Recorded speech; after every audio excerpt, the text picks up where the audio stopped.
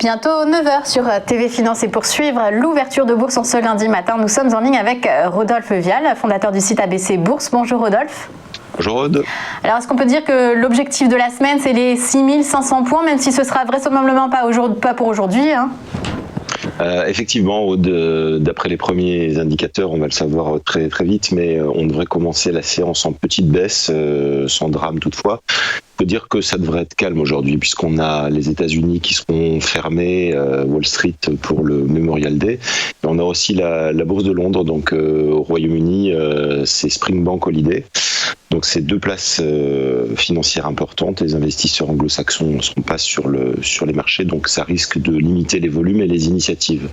Après, il y a aussi une petite absence de catalyseur après les records récents, puisque c'est vrai que les États-Unis ont encore progressé vendredi, que le marché français, le CAC 40, on en voit un petit bout sur ce graphique, celui que vous avez à l'écran, est au plus haut depuis l'an 2000 et la bulle technologique.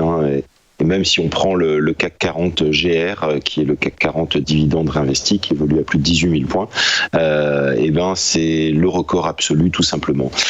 Donc voilà, on est sur des points hauts. On va attendre maintenant des éléments, donc des catalyseurs, comme je le disais, pour savoir qu'est-ce qui pourrait se passer pour les marchés.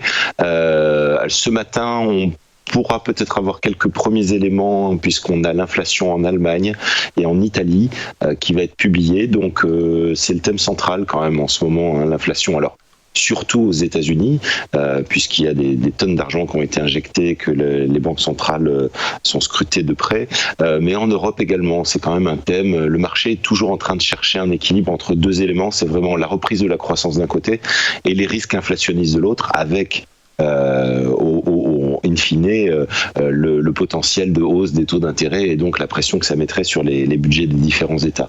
Donc on est toujours en balance entre les deux.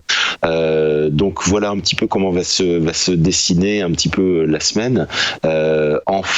Vendredi, donc ce sera en point d'orgue l'emploi américain pour le mois de mai, donc ce sera très très important et très attendu, puisque rappelez-vous en avril les États-Unis avaient énormément déçu en créant seulement 260 000 emplois pour 1 million attendu.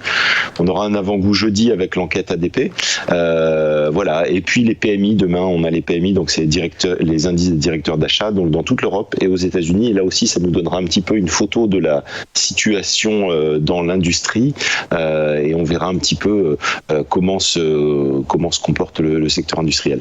Donc le CAC 40, c'est 6482 points, 0,03% de baisse. C'est vraiment très timide pour l'instant. Bon, c'est corrélé aussi à la faiblesse des volumes et au fait qu'il y ait beaucoup d'intervenants absents.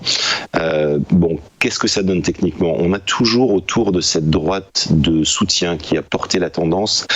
Et voyez, dans ce cercle rose, on a une grosse nervosité depuis 2 semaines. Alors, effectivement, on est toujours au plus haut, on est aux portes des 6500 points, mais on oscille de part et d'autre de cette droite, et c'est vraiment là il y a un enjeu, une bataille de traders qui se réalise, et voilà, donc attention, on reste quand même dans une zone où les marchés sont particulièrement chers, malgré les espoirs suscités par la vaccination, la baisse des contaminations, etc., et la reprise économique. Voilà, les investisseurs ont quand même pricer le marché assez cher, donc faut se méfier. Il faudra quand même attendre un petit peu cette semaine, un peu plus d'indicateurs pour savoir où on va, puisque là on risque d'être dans le flou avec ces marchés américains et anglais fermés jusqu'à demain. Donc stabilité, on va dire autour des 6450, 6500 points dans un petit range de variation. Il y a un petit lundi attendu, mais une grosse semaine néanmoins. Merci beaucoup Rodolphe Vial pour ces informations.